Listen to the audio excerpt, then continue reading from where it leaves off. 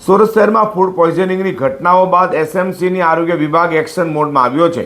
શહેરના તમામ ઝોનમાં હોટલ, રેસ્ટોરન્ટ અને ઢાબાઓમાં સઘન ચેકિંગ કરી એક જ દિવસમાં 300 સંસ્થાઓની તપાસ કરવામાં આવી રહી। સુરતમાં હોટલ, રેસ્ટોરન્ટ સંચાલકોમાં તંત્રની કાર્યવાહીથી ફફડાટ ફેલાયો છે। એસએમસીના આરોગ્ય વિભાગે શહેરના તમામ ઝોનમાં સઘન ચેકિંગ હાથ ધર્યું હતું, જેમાં 223 હોટલ, રેસ્ટોરન્ટ અને 77 ઢાબા સહિત કુલ 300 સંસ્થાઓની તપાસ કરાઈ હતી। ચેકિંગ દરમિયાન ખાદ્ય પદાર્થો જેમાં ગુણવત્તા, સ્વચ્છતા, FSSAI લાયસન્સ, ફૂડ સેફ્ટીના નિયમો, કર્મચારીઓના મેડિકલ, ફિટનેસ સર્ટિફિકેટ, પાણીની શુદ્ધતા અને કાચા માલની ગુણવત્તા સહિતની બાબતો તપાસમાં આવી હતી। આ કાર્યવાહીમાં 765.1 કિલો અખાદ્ય ખોરાકનો નાશ, 149 નોટિસ અને 7 હોટલ, રેસ્ટોરન્ટને તાત્કાલિક બંધ કરાયા છે। સાથે 4.95 લાખથી વધુનો વહીવટી ખર્ચ પણ વસૂલ કરવામાં આવ્યો છે। 18 ઓગસ્ટથી ત્યાં સુધીની ઝુંબેશમાં કુલ 671 હોટલ, રેસ્ટોરન્ટ અને 182 ઢાબાની તપાસ કરાઈ છે। Patel, food safety officer, Surat municipal corporation.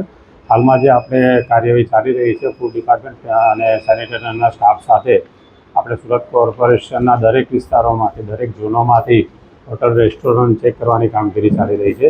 એમાંથી આપણે કાલે હોટલ, રેસ્ટોરન્ટ તેમજ ઢાબા એવી સંસ્થાઓ 300 જેવી સંસ્થાઓ ચેક કરવામાં આવી અને એમાંથી 149 જેવી સંસ્થાઓને નોટિસ આપવામાં આવી અને 7 સંસ્થાઓ એવી હતી કે જેમાં પ્રોપર અનહાઇજેનિક હોવાથી એમને બંધ કરવામાં આવી છે અને આશરે 750 કેજી અખાદ્ય પદાર્થોનો નાશ કરવામાં આવ્યો છે અને 4,95,000 જેવો અમને વહીવટી ખર્ચ દંડ વસૂલ કરવામાં આવ્યો છે।